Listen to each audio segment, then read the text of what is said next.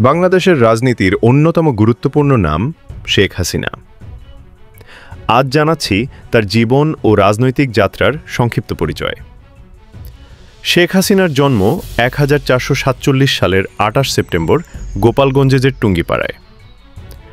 তিনি বাংলাদেশের প্রতিষ্ঠাতা নেতা বঙ্গবন্ধু শেখ মুজিবুর রহমানের জ্যেষ্ঠ কন্যা। ছোটবেলা থেকেই তিনি একটি রাজনৈতিক পরিবারে বড় হন, যা তার ভবিষ্যৎ নেতৃত্ব গঠনে বড় ভূমিকা রাখে। 1971 সালে শেখ হাসিনা বাংলাদেশ আওয়ামী লীগের সভাপতির দায়িত্ব নেন।